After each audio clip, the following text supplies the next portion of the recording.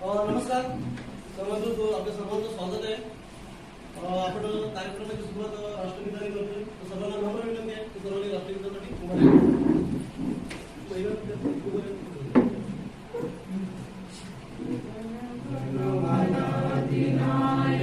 जय हे भारत भाग्य विधाता पंजाब सिंध गुजरात मराठा द्राविड उत्कल गंगा विंध्य हिमाचल यमुना गंगा उच्चल जलधि तरंगा तव शुभ नामे जागे तव शुभ आशीष मागे भावे तव जय गाथा जन गण मंगलदायक जय हे भारत भाग्य विधाता जय हे जय हे जय हे जय जय जय जय हे भारत माता की जय.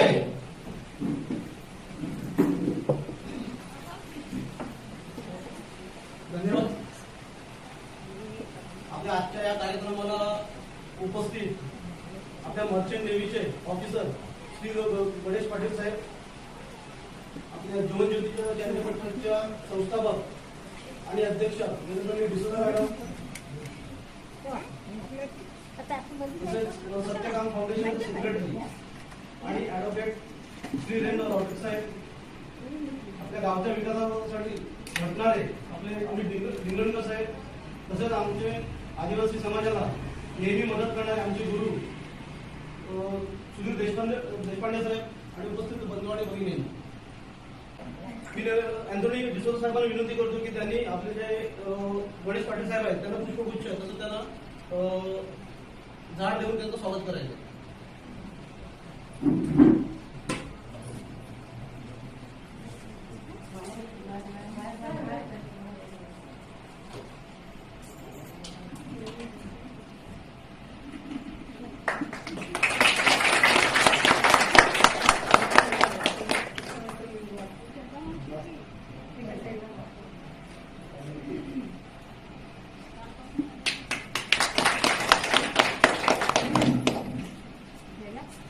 धन्यवाद. मी सुधीर चव्हाण साहेबांना विनंती करतो की त्यांनी रेड साहेबांना पुष्पगुच्छ आणि झाड देऊन त्यांचं स्वागत करावे.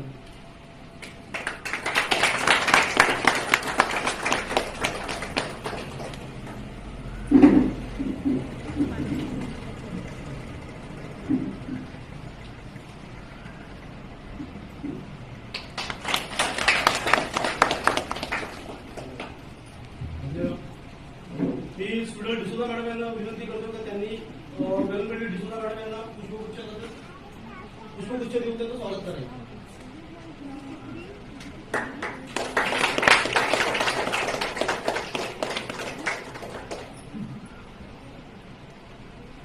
धन्यवाद. मी लोरीना टिकुना मॅडम यांना विनंती करतो की त्यांनी सुधीर देशपांडे सरांना पुष्पगुच्छ देऊन त्यांचं स्वागत करायचं.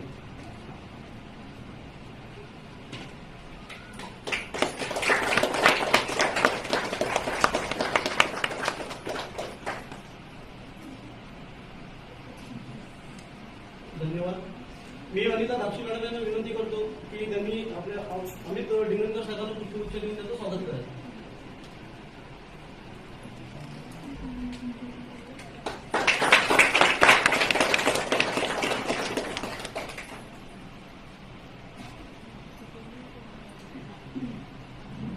धन्यवाद. सदरचा आजचा जो कार्यक्रम आहे तो आपले सत्यकाम फाउंडेशन तसेच जीवन ज्योती चॅरिटेबल ट्रस्ट यांच्या संयुक्त विद्यमानाने होत आहे. आज कोविड-19 मध्ये जी काही महामारी आलेली आहे आणि त्याच्यामुळे आपल्या विधवा निराधार महिला आहेत त्यांना जे जगण्यासाठी जे काही अडचणी येतात, जसे की समजा अन्नधान्य वगैरे, तर आपले जे दानशूर व्यक्ती आहेत आपले रेंज गुंजवली साहेब, तसं आपले वेलपेटी डिसोजा मॅडम आणि आपले जे ऑफिसर आहेत गणेश पाटील साहेब यांनी आपल्याला त्यांच्यापर्यंत जी काही मदत होईल ते मदत म्हणून अन्नधान्याचं आज वाटप होत आहे. तरी मी आता आपले जे रेड रॉड्रिक्स साहेब आहेत त्यांना विनंती करतो की त्यांनी त्यांचं मनोगत व्यक्त करावं.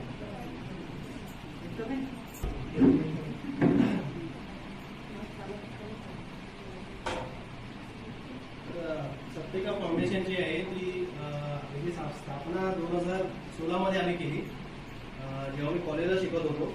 आणि माझं शिक्षण म्हणजे MSW हे मी शिकलेलो आहे, मास्टर इन सोशल वर्क, जे समाजकार्य करतो त्याची मी पदवी घेतलेली आहे. आणि नंतर ॲडव्होकेटची LLB ची डिग्री घेतलेली आहे. तर हे काम करत असताना माझी सर्वात पहिली पोस्टिंग गडचिरोलीमध्ये झाली होती, कलेक्टर साहेबांच्या खाली. आणि तेव्हा मी जो संघर्ष बघितला तिकडे आदिवासी लोकांचं, त्याच्यानंतर जी माझी वाटचाल चालू झाली. मी पालघर जिल्ह्यामध्ये, मी पूर्ण पालघर जिल्ह्यामध्ये फिरलेलो आहे, पूर्ण पालघर जिल्ह्यामध्ये काम केलं आहे. जव्हार, मोपाडा आणि वसई तालुका झालं, विक्रमगड, धानू. आणि तिथे जेव्हा मी काम करत असताना मला असं समजलं की लोकांना जे आहे ते धान्य किंवा इतर अशा कुठल्या गोष्टींची गरज तर आहे, पण जास्त गव्हर्नमेंटच्या स्कीमची जास्त गरज आहे. गव्हर्नमेंटच्या स्कीम आहेत पण ते लोकांपर्यंत पोहोचत नाही. तर माझं सर्वात योगदान जो होता आदिवासी लोकांचा, धानू, जव्हार, मोपाडा, मी मनरेगा जो स्कीम आहे आदिवासी ग्रामीण बांधव लोकांसाठी, त्या स्कीममध्ये 100 दिवस सरकार जो आहे 100 दिवस कुटुंबाच्या एका व्यक्तीला ते काम देतो. एका दिवसाचा पगार जो आहे त्या स्कीम मध्ये, एका दिवसाचा पगार काहीतरी 150 का 200 रुपये. तर 100 दिवसाचा जो कार्यक्रम होता तो मी पूर्ण तालुक्यामध्ये राबवून घेतलो. त्याच्यासाठी मला कलेक्टर साहेबांनी अवॉर्ड दिलेला की जो राईट टू एम्प्लॉयमेंट असतो त्याचं मी राईट टू एम्प्लॉयमेंट त्याचं मी कसं काम तिथे करून दाखवलेलं आहे. आणि त्याच्यानंतर जेव्हा मी तिथून निघालो त्यानंतर माझ्या जागेवरती जो पोरगा तिकडे गेला, जो ती मुलगी जी गेली, तिने त्या इतर जिल्ह्यांमध्ये आणि इतर तालुक्यांमध्ये ते काम पसरवलं. तेच काम करत असताना मग सत्यकाम फाउंडेशन, ह्याचं जसं नाव लिहिलं Satyakam, nothing but true work. जसं आता आम्ही ॲडव्होकेट आहे, मी ॲडव्होकेट आहे, आमच्यासोबत जे आहेत अनेक असे गणेश साहेब आहेत, ऑफिसर आहेत आणि अनेक असे ॲडव्होकेट आम्ही एकत्र येऊन ही संघटना बनवली. याचं काम फक्त एवढंच आहे की जी गव्हर्नमेंटची स्कीम आहे ती लोकांपर्यंत कशी पोहोचायची आणि जिकडे सरकार पोहोचत नाही तिकडे आम्ही पोहोचतो, एवढंच. आणि धन्यवाद रॉबर्ट साहेब. मी आता आपले जे मेन प्रमुख पाहुणे मर्चंट नेव्हीचे ऑफिसर श्री गणेश पटेल साहेबांना विनंती करतो की त्यांनी त्यांचं मनोगत व्यक्त करावं.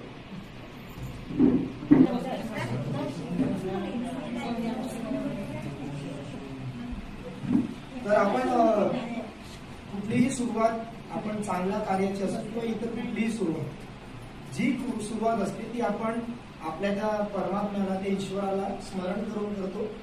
तसेच मी जे आपले परमेश्वर ख्रिस्तदेव असतील, माऊली असेल, माझी श्री गणेश स्वारी असतील आणि अनेक ज्यांना ज्यांना आपण देव असं सांगतो त्यांना स्मरण करून, माझ्या आईवडिलांना स्मरण करून तुमच्या समवेत आणि जे इथे सन्माननीय व्यासपीठ आहे त्यांना मी नम्र नमस्कार करतो. पाहायला गेलं तर आजच्या वेळेला आपण सांगतो जे का रंजले गांजले त्याची मने आपले असं सांगितलं जातं नाही का.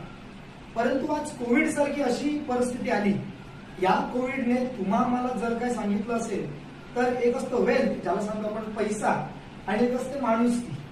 ह्याची तडेजोड किती असते हे मुख्यत्व या पॅन्डेमिकने दर्शवून दिलेले आहे. कारण अनेक जणांनी या पॅन्डेमिक मध्ये असे पैशाच्या बॅगी डस्टबिन मध्ये टाकल्याने सांगितलं की हा पैसा माझ्या कामी आला नाही, कारण या पैशाने माझं आरोग्य काहीतरी वाचू शकला नाही. मग पैसा श्रेष्ठ की माणूस श्रेष्ठ हे कुठेतरी तुम्हाला या पॅन्डेमिकने शिकवून दिलेलं आहे. पाहायला गेलं तर आज तुमच्यासारख्या स्त्रिया माता भगिनी इकडे आहेत. आता माता भगिनी सांगितल्यानंतर कुठेतरी त्यांची मुलं असतील किंवा त्यांचे नातेवाईक असतील किंवा त्यांचे नातू असतील.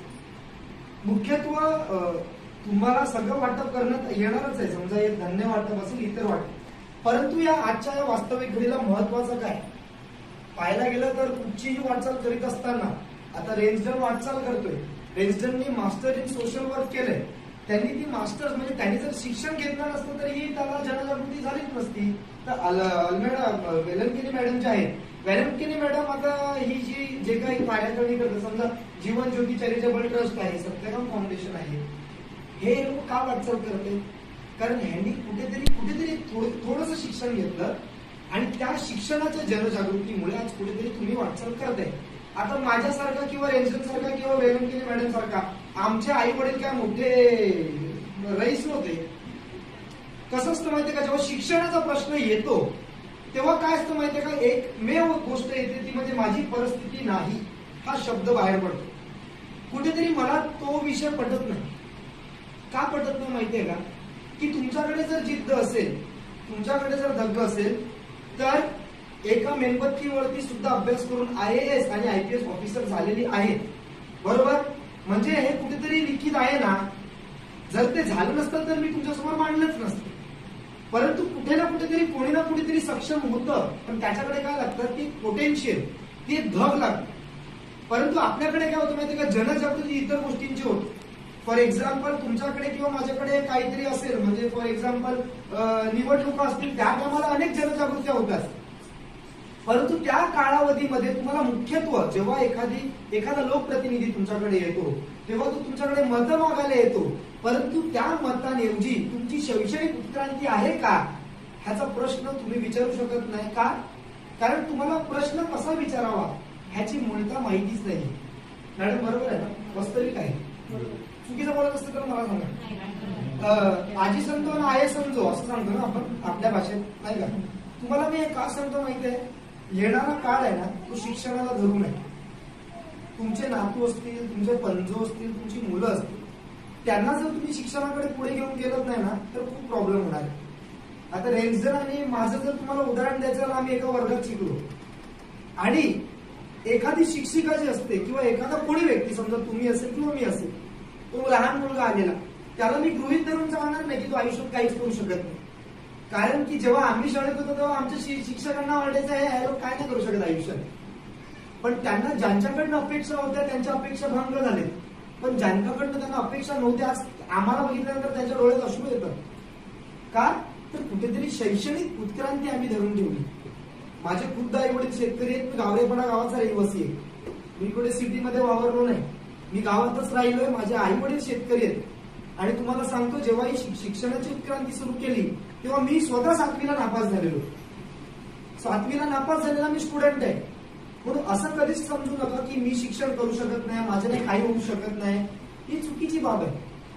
तुम्ही तुमच्या येणाऱ्या पिढीला जर शैक्षणिक उत्क्रांतीकडे घेऊन गेलात तर फार उत्तमाची बाब आहे. कारण आज जीवन ज्योती चॅरिटेबल ट्रस्ट तुम्ही स्थापन केले आणि ती स्थापन करताना कुठे पुरुष दिसत नाही, ती स्त्री आहे. म्हणून स्त्री तेवढीच सक्षम आहे. म्हणून मी एखादी स्त्री जेव्हा अशी काम करते तेव्हा मी त्यांना काय सांगतो माहितीये का? ती फक्त स्त्री नाही, ती जिजाऊ मातेची सक्षम महिला आहे. कारण जिजाऊ माता आहे ना, जिजाऊ मातेंनी जेव्हा त्या छत्रपती शिवरायांना ती शिकवण दिली तेव्हा छत्रपती शिवाजी महाराज म्हणजे शिवाजी महाराजांचा छत्रपती झाला. का? तर त्यांच्या लहानपणापासूनच त्यांना ती प्रेरणा दिली. पाहायला गेलं तर आज प्रत्येक ठिकाणी, म्हणजे आज तुम्ही चर्चला जाता, आम्ही मंदिरात जातो आणि आपण कुठल्याही इतर पवित्र ठिकाणी गेल्यानंतर आपल्याला चांगल्या गोष्टी शिकवल्या जातात. परंतु एक लक्षात ठेवा, हात आहे ना, हा हात हे मंदिर आहे. मंदिराला जोडणारी 5 लोक आहेत. हे बघा, ही 5 हे मंदिर आहे. आता मंदिरात येणारी 5 लोक आहेत. ठीक आहे, 5 लोक येणारी सर्व सारखी नसतात. म्हणजे आमच्या हिंदू संस्कृतीनुसार मॅडम, देवाला स्मरण या बोटाने लावलं जातं. आपण कुंकू लावतो तेव्हा असं लावलं जातं. आता एक लक्षात घ्या, जर हे मंदिर आहे, ही 5 बोट म्हणजे ही 5 लोक मंदिरात जातात, तर या 4 जणांकडे नका बघू ना, ते काय करतात. एक चांगला माणूस आहे ना, त्याच्याकडे बघा. म्हणजे काय, तुमच्या समाजामध्ये किंवा तुमच्या अवतीभोवती जेव्हा तुम्ही वावरता तेव्हा अनेक लोक तुमच्या समोर असतात. जर तुम्हाला सार आणि असार याची भूमिका, म्हणजे जसे आदरणीय नानासाहेब धर्माधिकारी आहेत किंवा आदरणीय अप्पासाहेब धर्माधिकारी आहेत, त्यांनी आम्हाला अशी शिकवण दिली की मानवता आणि मनुष्यता हाच सर्वश्रेष्ठ धर्म आहे. मनुष्य धर्म सर्वश्रेष्ठ धर्म आहे आणि मानवता हीच जात. इतर जाती धर्मांचा विषयच नाही. परंतु जेव्हा एखादा व्यक्ती जाती जमातीचा जेव्हा डिस्क्रिप्शन करायला येतो तेव्हा तुम्ही त्यांना जात विचारण्यासाठी तुमच्याकडे तेवढं शिक्षण पात्रता पाहिजे का? तर आज आणि उद्या तुम्हाला कुठेतरी काउंटर करणार आहे. त्यासाठी तुम्हाला तुमच्या मुलांना शिक्षण देणं फार गरजेचं आहे. माझे आई वडील शेतकरी होते. जेव्हा मला लंडनला जायचं टाइम झालं तेव्हा माझ्या आई वडिलांनी मला एकही शब्दाने असं सांगितलं नाही की आम्ही पैसे कुठून आणू. तुम्हाला मी सांगतो थोडक्यात, जेव्हा मी इनिशियल मर्चंट नेव्हीचं मी ऍडमिशन घेतलं तेव्हा माझ्याकडे पैसे नव्हते. माझ्या आईने तिथं स्वतःचं मंगळसूत्र काढून ठेवलं. ज्या सोनाराने 40,000 द्यायचे तेव्हा तिने सांगितलं 50,000 घेऊन जा मॅडम. आणि मला एकूण 2 लाख रुपये फीस भरायची होती. माझ्याकडे तेवढी पात्रता नव्हती. पण जेव्हा मी त्या कॉलेजमध्ये ऍडमिशन घेतलं आणि त्या ऍडमिशन घेतल्यानंतर मी तिकडे अभ्यास, म्हणजे त्यांच्या दर महिन्याला टेस्ट व्हायच्या. त्या टेस्टमध्ये आता आम्ही रेजनल, मी काय टॉपर होतो कॉलेज, आम्ही स्कूलचे, आम्ही एव्हरेज स्टुडंट. पण त्या कॉलेजमध्ये जेव्हा त्या कॅप्टननी माझं वर्तवणूक बघितली, माझी शिक्षणावरती असलेलं प्रेम बघितलं, तेव्हा त्याने मला ऑफिसमध्ये बोलून सांगितलं की mister Patil, you can give your fees in installment. तुम्ही तुमचे जे काय रक्कम आहे ती तुम्ही थोडे थोडे पैसे भरून गेले तरी हरकत नाही. माझ्या वडिलांनी थोडे थोडे पैसे का होईना 6 महिन्याच्या कोर्समध्ये त्यांनी 2 लाख रुपये 2 महिन्यात भरले. आता हा माझा प्रवास सुरूचा होता. मी जर कॅडेटशिप केली असते, बघा आता शिक्षणाची जनजागृती माझ्याकडे मॅडम नव्हती तेव्हा, कारण मी जर कॅडेटशिप केली असती तर माझ्या खांद्यावरती आता 3 स्टार लागले असते. मी ऑलरेडी 2 स्टार ऑफिसर आहे, 2 स्टारची माझी परीक्षा पास झालोय. परंतु मर्चंट नेव्हीचा रूल आहे, 2 स्टार पास झाल्यानंतर डायरेक्ट 2 स्टार तुम्ही जात नाही. पहिला फर्स्ट स्टार नंतर ऑनबोर्ड प्रमोशन होतं, असा मर्चंट नेव्हीचा नियम आहे. पण आज जर मला जर कोणी शैक्षणिक उत्क्रांती दिली असेल, जर तुमचा जर पट्टा मी पाहायला गेलो, हा पट्टा इकडचे बऱ्यापैकी लोक मर्चंट नेव्हीमध्ये आहेत, या साईडची लोक, पण ती क्रूज मध्ये आहेत. कोणी काही चुलना सांगितला किंवा या साईडला गेलो तर मर्चंट नेव्हीचे ऑफिसर्स वगैरे खूप आहेत. परंतु माझ्या साईडला काय झालं, शैक्षणिक उत्क्रांती आणि जनजागृतीच नाही. जर मला कोणी सांगितलं असतं की पाटील तुम्ही कॅडेटशिप करा, परंतु मी जेव्हा तिथे कोर्सेस सुरू केले तेव्हा मला तिकडचे कॅप्टन विचारायला लागले, अरे बाबा तू कॅडेटशिप का नाही करत? म्हटलं अरे सर तुम्ही हा प्रश्न का विचारताय मला, मी तर ऑलरेडी ऍडमिशन सीक केले. म्हटलं पाटील तू जर कॅडेट झाला असता तर तू 100% ऑफिसर झाला असता. म्हटलं सर हे मला समजत नाही. तर बट बोलते आता काय माहितीये का, तू जीपी रेटिंग केले. मी जीपी रेटिंग स्टुडंट आहे मॅडम. आता तुला ना खूप मेहनत करावी लागेल, तू होऊ शकतो ऑफिसर, पण तुला 36 महिन्याचा सी सर्व्हिस एक्सपिरियन्स घेतल्यानंतर तू ऑफिसर होऊ शकतो. आता माझ्याकडे आला आमचा पट्टा झाला की नाही, पण तीच माहिती जर मला कोणी अगोदर दिली असती तर मी 18 महिन्याच्या क्रायटेरियामध्ये ऑफिसर झालो असतो. परंतु आज तुमच्या समोर जो मी ऑफिसर उभा आहे ना, तुम्हाला सांगतो अगदी जमिनीपासून सुरुवात केली आणि आज कुठेतरी ती बिल्डिंग वाढत चालली. मी अगदी खालच्या रँक पासून आज वरती ती परीक्षा देऊन आज मी ऑफिसर होते. का तर माझ्याकडे ती शैक्षणिक जनजागृती नव्हती. त्यासाठी मी रेजिडेंट आणि मॅडम तुमचा आभार का व्यक्त करेन, कारण अशा लोकांपर्यंत म्हणजे तुम्हाला सांगतो की अशा जनतेपर्यंत जनजागृती करणं गरजेचं आहे. मॅडम धन्य वाटप खूप होईल, सगळ्या गोष्टीचं वाटप होईल, परंतु ज्ञानाचं वाटप हे कोण करू शकतो माहितीये का, जो ईश्वर आहे ना, ज्याला सद्बुद्धी देते ना, त्या टायमाला 2 गोष्टी आयुष्यात असतात, एक असतं निमित्त आणि एक असतं योग. निमित्त माणूस घडून आणतो, योग हा देव घडून आणतो. माझा योगायोग आणि माझं मी सांगेन सद्भाग्य आहे की मी आज तुमच्या समोर आहे. का तर मी अनेक लोकांसोबत बोलतो आणि म्हणजे त्यांची तर असतं, परंतु मला तुमच्यासारख्या लोकांची बोलायला जास्त आवडतं. का? कारण तुमच्यापर्यंत ज्यांना पोचायचं असतं ना ते लोक पोचत नाही, तुमच्यापर्यंत अशी लोक पोचतात. म्हणून आभार खरंच यांचं तुम्ही व्यक्त करायला पाहिजे. का या पॅन्डेमिक मध्ये खरोखर ही लोक पोचत जनतेपर्यंत. म्हणजे मी फक्त हे बघितलं आणि मला सारखा देणार मॅडम तुमचा आणि रेजिडेंट तुझा सुद्धा सर तुमचा सुद्धा. का माहितीये का, ही जी घडी आहे ना ती महत्वाची घडी. मतदानाला तुमच्याकडे लोक त्या पर्टिक्युलर पिरियड मध्ये जिकडे वर्षाला फेऱ्या होत नाही ना तिकडे तासाला फिरवत. परंतु जेव्हा माणसाचं संकट असतं बघा, त्या संकटात ही लोक कोणीच दिसत नाही. एवढ्या निवडणुकी लागतील बघा, दिवसाला 5 फेऱ्या होतील एखाद्या लोकप्रतिनिधीच्या. मला तुम्हाला मी आता ठामपणे विचारतोय, या पॅन्डेमिक मध्ये 15 तरी फेऱ्या झाल्यात का इकडे कोणाच्या? झालेत का? नाही नाही, ही वस्तुस्थिती आहे. तुम्हाला विचारत पण नाही, मी सांगतोय. तुमच्याकडे का होईना माझ्याकडे हीच वस्तुस्थिती आहे. परंतु एखादा लोकप्रतिनिधी जेव्हा तुमच्याकडे येतो, तुम्ही तेव्हा प्रश्न विचारण्यासाठी प्रश्न कसा विचारावा याची माहिती पाहिजे आपल्याला. आपल्याकडनं शिक्षण नाही झालं ही हरकत नाही, आपली कुठेतरी मजबुरी होती. परंतु आता आपल्याकडे मजबुरी नाहीये, आपल्याकडे सगळ्या सुविधा आहेत, फक्त आपल्याकडे ती जिद्द पाहिजे. आणि तुमच्याकडे अशी लोक आहेत जी तुम्हाला म्हणजे तुम्हाला जी काय मदत मॅडम करू शकता ना तुम्ही मदत, आणि करते. शैक्षणिक मदत जी काय असेल, शैक्षणिक मार्गदर्शन असेल, त्यासाठी तुमच्यासाठी लोक बसले. परंतु ह्यांचा फायदा योग्य रीतीने कसा घ्यावा हा मात्र तुमचा निर्णय. महिला भगिनी म्हणून एवढंच सांगेल मी की फक्त 50% आरक्षण वुमन एम्पॉवरमेंटच्या नावाचा नुसता भोंगा आहे. परंतु जेव्हा अशा महिला बाहेर पडतात ना तेव्हा आम्हाला अभिमान वाटतो की this is actually a woman empowerment. ह्याला खरं सांगतात वुमन एम्पॉवरमेंट. फक्त बोलून चालून नाही होत. समजा मॅडम तुमच्या मुलीचं नाव काय? रिचा आहे. रिचासारखे युवती जेव्हा बाहेर पडतील ना तेव्हा ऍक्च्युअल वुमन एम्पॉवरमेंट होईल. त्या टायमाला कळेल की बाबा महिला सबलीकरण आणि महिला सक्षमीकरण काय.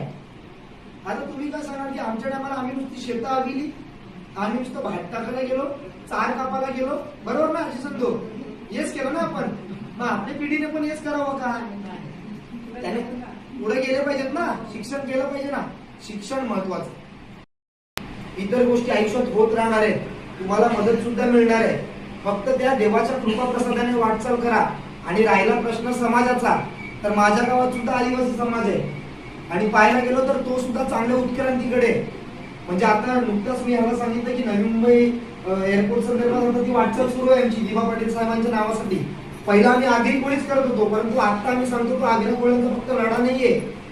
दिवा पाटील ही अशी व्यक्ती होती ज्यांनी जन आंदोलनासाठी, जन आंदोलन जो शेतकरी होता बघा, त्याच्यासाठी जीवाचं रान केलं. शेवटच्या लढ्यापर्यंत तो लढला.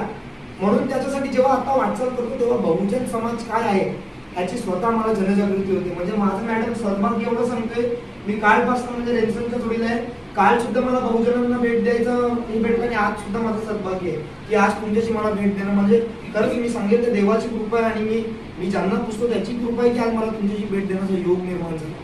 आणि खरंच मी रिचा तुझा आभार का व्यक्त करेन, कारण आज महत्वाचं आहे ही जनजागृती योग्य त्या रीतीने करणं महत्वाचं आहे. का अनेक टिकटॉकर्स आहेत, स्वतः मी टिकटॉकर आहे, मी रील सुद्धा करतो, सगळ्या गोष्टी करतो, मी डान्स करतो, मी गातो, मी सगळं करतो. पण आयुष्यात मला एवढं माझ्या युवकांना सांगायचंय की आपण या सगळ्या गोष्टी करीत असताना आपण सामाजिक भान ठेवणं गरजेचं आहे. सामाजिक वाटचाल करणं सुद्धा गरजेचं आहे. त्यांचं टिकटॉक नाही करत मी, 1 मिलियन झालेले माझे टिकटॉक वरती.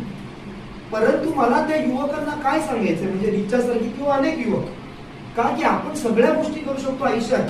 आपण तेवढीच सामाजिक बांधिलकी करू शकतो, तेवढीच शैक्षणिक उत्क्रांती करू शकतो. आणि हे करीत असताना आपली सकारात्मक वाटचाल ही फार महत्वाची. जर तुम्ही तुमच्यात ठरवलं ना की मी माझ्या पोराला थोडं का होईना मी शिक्षणासाठी, मग तुम्ही चॉकलेटासाठी त्याला 1 रुपये देता की नाही, 5 रुपये पण देता. त्या अनुषंगाने जर 5 रुपयाची जिद्द तुम्ही ठेवू शकता त्याला द्यायला, तर आजच्या घडीला त्यांना शिक्षण देण्याची सुद्धा धग तुमच्यामध्ये असली पाहिजे. फार गरजेचं. तुमचा जास्त वेळ घेतला, क्षमा मागतो मी तुमची, परंतु तुमच्याशी बोलणं मला फार गरजेचं होतं. अनेक उत्क्रांती होत आयुष्यात, परंतु स्वतःच्या मुलांची आणि स्वतःची शैक्षणिक उत्क्रांती करून घ्या. तुमच्याशी बोलायला खूप आवडलं. खरंच तुम्हाला पुन्हा एकदा परत भेट द्यायला मी येईनच. त्या अनुषंगाने तुम्हाला जी काय रेन्स्टन आणि मॅडम तुम्हाला सांगेल कधी इथे यायचं असेल, मुलांना मार्गदर्शन करायचं असेल, सामान्य नागरिक म्हणून निश्चितप्रमाणे तुमच्या सोबत वाटचाल असेल.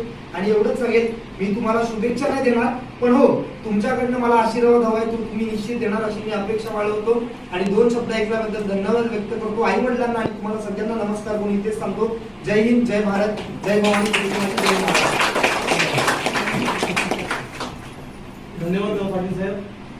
पाटील साहेबांनी जे शिक्षणाच्या संदर्भात आपल्याला जे खरोखर आपल्याला मार्गदर्शन हवं होतं ते आज खरोखर पाटील साहेबांनी केलेलं आहे.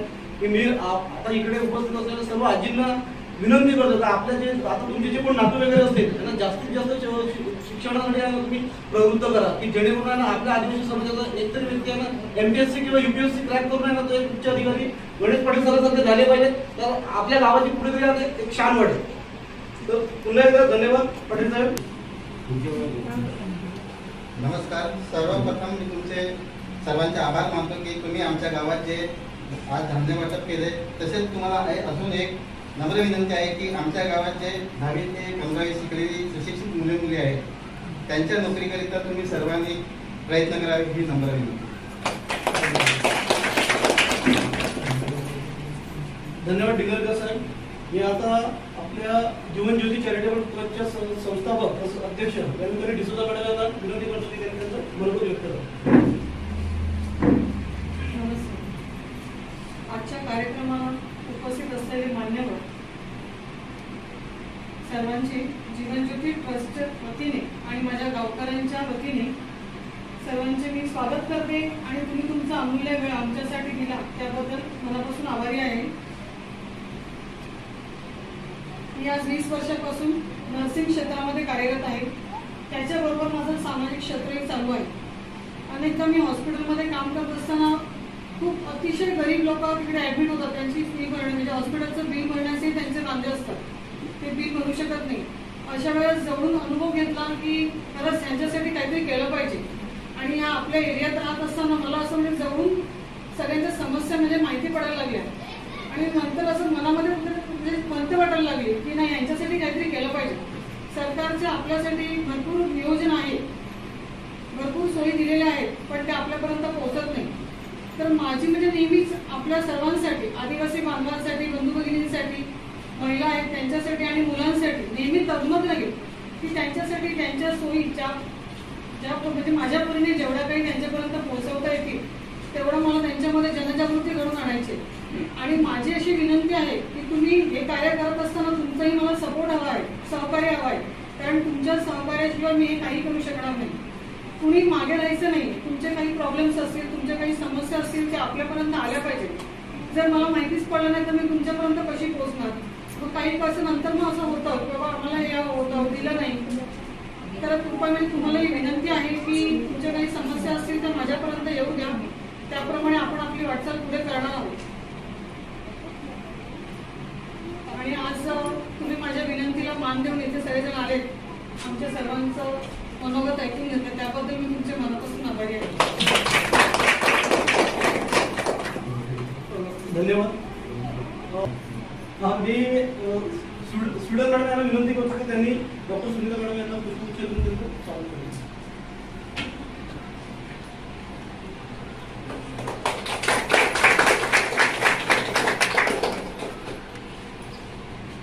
मी सुनीता डिसोजा मॅडम यांना विनंती करतो की त्यांनी आभार प्रदर्शन करावे. नमस्कार.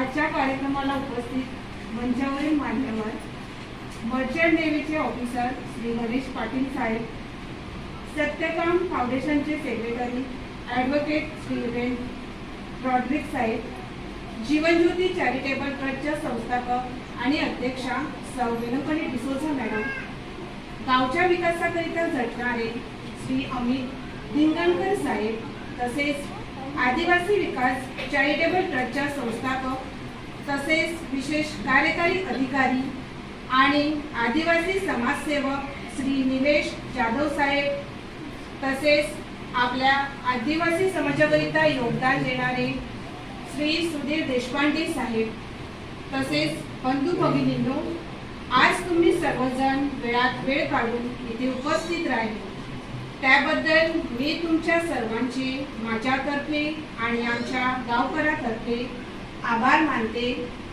आणि आजचा कार्यक्रम संपला असे जाहीर. सर यांचे स्वागत करूया.